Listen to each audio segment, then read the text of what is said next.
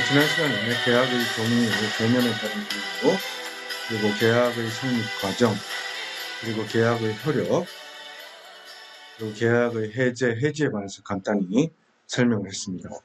그와 관련된 부분을 먼저 살펴보겠습니다. 교재 172페이지 이하 부분입니다. 승낙, 청약의 유인, 승낙, 계약 체결성의 과실입니다. 사례 먼저 보겠습니다.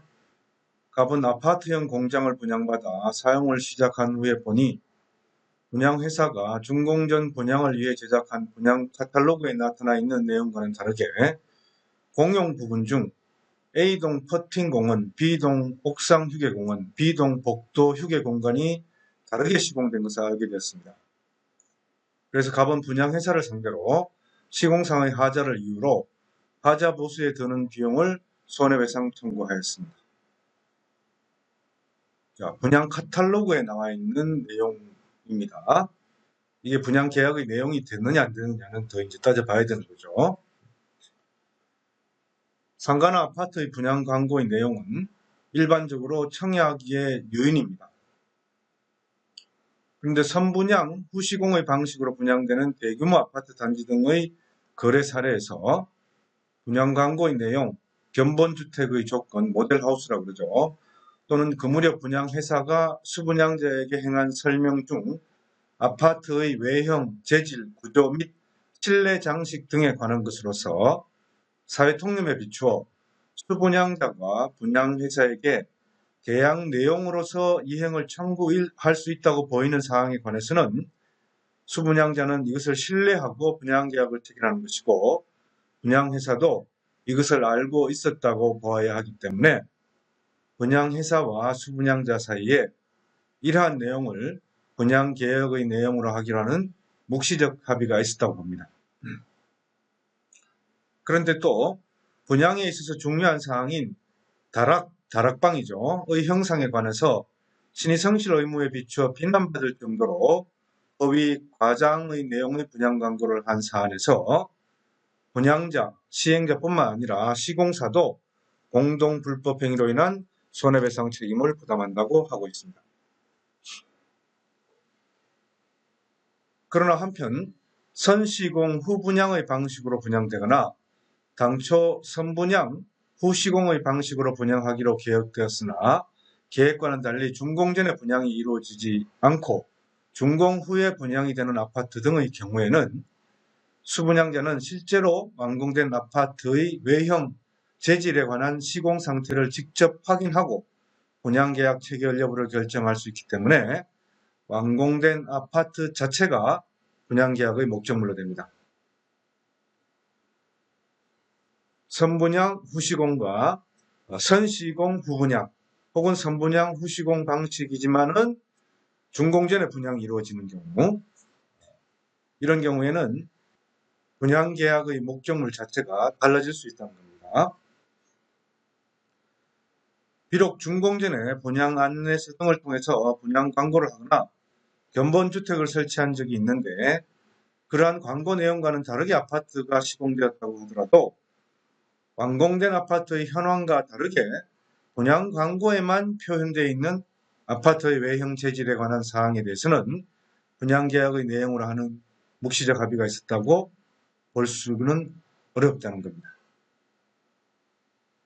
선시공 후분양의 경우에는 완공된 아파트의 내용을 보고서 분양계약을 체결하는 거니까 그것과 다르게 아파트 광고, 분양 광고의 내용이 그것과 다른다고 할 경우에는 완공된 아파트의 내용을 기준으로 한다는 뜻입니다.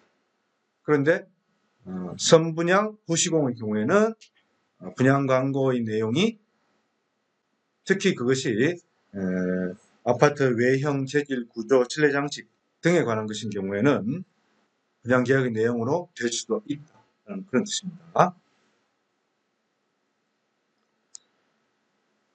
그리고 선분양 후시공의 방식으로 분양하기로 한 아파트 등의 단지 중 일부는 준공전에 일부는 준공 후에 또 분양된 경우가 있을 수 있겠죠.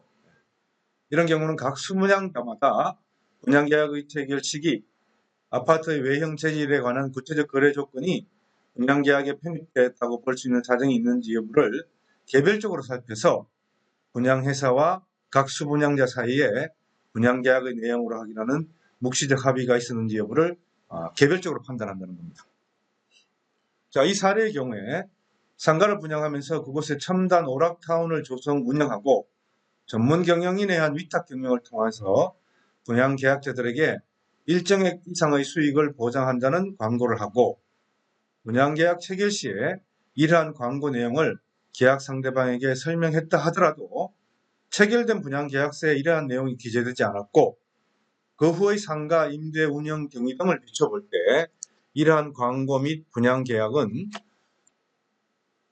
체결 시의 설명이 청약의 유인에 불과한다. 그래서 상가 분양계약의 내용으로 되었다고 볼 수 없다. 따라서 분양회사는 상가를 첨단 오락타운으로 조성 운영하거나 일정한 수익을 보장할 의무를 부담하지 않는다고 보고 있습니다. 자, 그렇다면은 이 경우에도 퍼팅공원, 옥상 휴게공원, 복도 휴게공간 이런 것들은 어떻게 되겠습니까? 분양계약의 내용이 아닐 수도 있다는 거죠. 선분양 후시공의 경우에 계약 내용으로 되는 분양 광고의 내용을 주의 깊게 살펴봐야 된다는 것입니다. 그것이 분양 광고의 내용은 청약의 유인에 불과할 수도 있다. 청약 내용이 아니라는 거죠. 자, 그 다음 사례는 청약과 승낙에 관한 내용입니다. 사례 보겠습니다. 갑과 을은 갑의 물품에 대한 매매 여부를 논의한 후에 서로 연락하기로 했습니다. 갑은 물품을 1,000만 원에 매도하겠으며 이에 대해서 일주일 이내에 회답 여부가 없으면 매매를 승낙한 것으로 보겠다는 통지를 을에게 보냈습니다. 승낙 기간을 정해서 통지한 겁니다. 그죠? 청약한 거죠. 을이 일주일이 지나도록 회신이 없자 갑은 물품을 송부하고 매매 대금을 청구했습니다. 자, 이것이 청약과 승낙이 있느냐 여부입니다. 일주일 이내 회답 여부가 없으면 매매를 승낙한 것으로 보겠다는 통지. 청약은 어떻게 되는가? 청약과 승낙에 있어서 청약 수령자는 승낙 여부의 의사표시를 해야 할 의무를 부담하지 않습니다. 다만 상인이 상시 거래 관계에 있는 자로부터 그 계속되는 영업 불유에 관한 계약의 청약을 받은 때는 지체 없이 승낙의 여부를 통지를 발송해야 됩니다. 이것을 해태하면 승낙한 것으로 보게 됩니다. 자, 이것은 이제 일반적인 민법에 규정된 청약과 승낙이 아니고 상법에 상인간의 계속적인 거래 관계에 있는 상인간의 청약과 승낙에 관한 특칙입니다. 계속적 거래 관계에 있는 상인간은 상법에 의해서 지체 없이 승낙 여부를 통지해야 됩니다.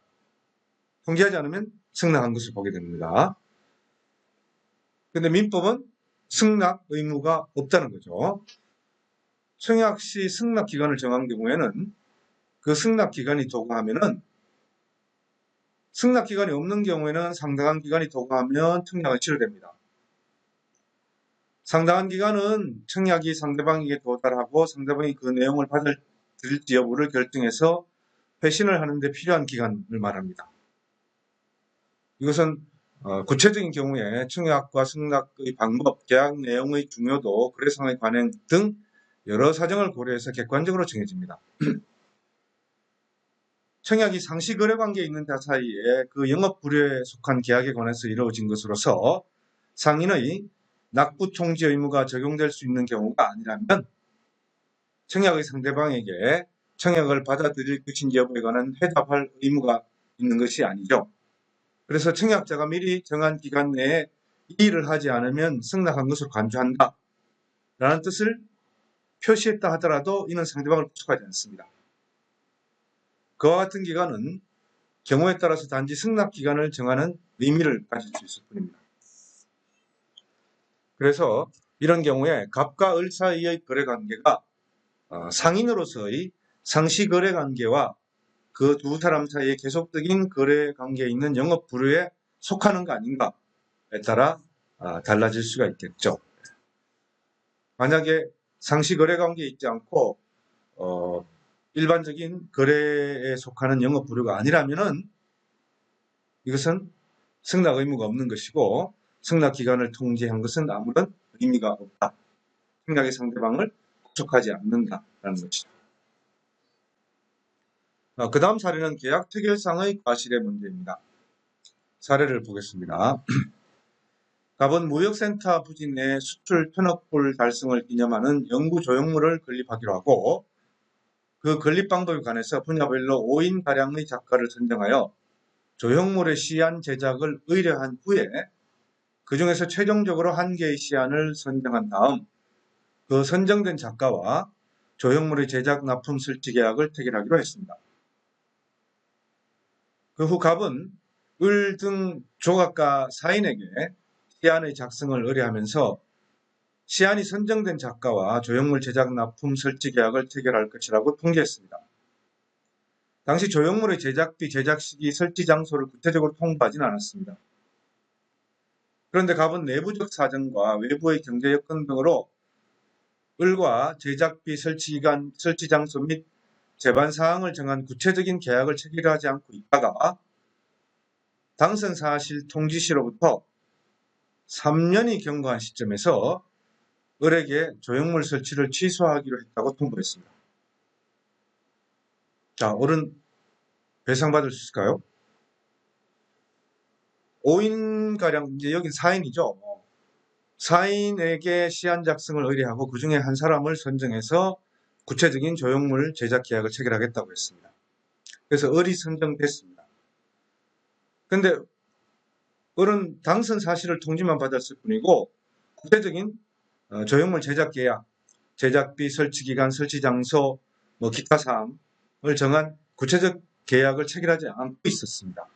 그리고 3년이 지났습니다. 3년 사이에 경제적 상황이 변동하고 무역협회에서의 방침이 바뀌는 바람에 조형물 설치를 취소하기로 했다고 통보했습니다. 자, 을은 어떻게 배상받을 수 있을까요?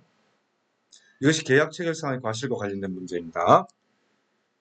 계약이 성립하려면 당사자의 서로 대립하는 수개의 의사표시의 객관적 합치가 필요하고 객관적 합치가 있다고 하기 위해서는 당사자의 의사표시에 나타나 있는 사항에 대해서 모두 일치해야 됩니다. 그리고 계약 내용의 중요한 점, 계약의 객관적 요소가 아니더라도 당사자가 그것에 중대한 의의를 두고 계약 성립의 요건으로 할 의사를 표시한 때는 또 그에 관해서도 합치가 있어야 됩니다. 그래야만 계약이 적법 유효하게 성립합니다. 자, 청약은 그에 응하는 승낙만 있으면 곧바로 계약이 성립할 정도의 구체적 확정적 의사표시해야 합니다. 청약에는 계약의 내용을 결정할 수 있을 정도의 사항을 포함시켜야 됩니다. 계약의 구체적인 내용이 있는 청약이어야만 청약으로서 효력을 가진다는 것이죠. 그런데 어느 일방이 교섭 단계에서 계약이 확실하게 체결되리라는 정당한 기대 내지 신뢰를 부여했고 상대방이 그 신뢰에 따라 행동했습니다. 그런데 상당한 이유 없이 계약의 체결을 거부했습니다. 그래서 상대방이 손해를 입었습니다. 이것은 신의승실의 원칙에 비춰볼 때 계약 자해의 원칙의 한계를 넘는 위법한 행위로서 불법 행위를 구성한다. 그래서 계약 교섭의 부당한 중도 파기가 불법 행위를 구성하는 경우에 해당될 수 있다는 겁니다. 계약 교섭의 부당한 중도 파기입니다. 그래서 이런 계약 교섭의 부당한 중도 파기가 있는 경우에는 일방이 신의에 반하여 상당한 이유 없이 계약 교섭을 파기함으로써 계약 체결을 신뢰한 상대방이 있게 된 손해 중에 상당 인과관계가 있는 손해를 배상해야 됩니다. 그런데 그 배상액의 범위는 계약이 유효하게 체결된다고 믿었던 것에 의해서 입었던 손해, 신뢰 이익 손해입니다. 거기에 한정됩니다. 신뢰 이익 손해란 무엇인가 하면은 계약의 성립을 기대하고 지출한 계약 준비 비용을 말하는데 이런 신뢰가 없었더라면 통상 지출하지 않았을 비용 상당의 손해입니다. 계약 체결에 관한 확고한 신뢰가 부여되기 이전 상태에서 계약 교섭 당사자가 계약 체결이 좌절되더라도 어쩔 수 없다고 생각하고 지출한 비용.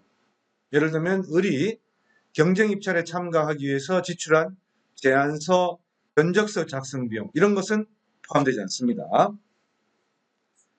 그리고 침해 행위와 피해 법익의 유형에 따라서 계약 교섭의 파기로 인한 불법 행위가 인격적 법익을 침해함으로써 상대방에게 정신적 고통을 초래했다고 인정되는 경우라면 계약 교섭의 부당한 파기에 대해서는 정신적 고통에 대한 손해에서도 배상을 구할 수가 있습니다. 그 다음 사례는 원시적 불능과 관련해서 이미 설명된 부분입니다.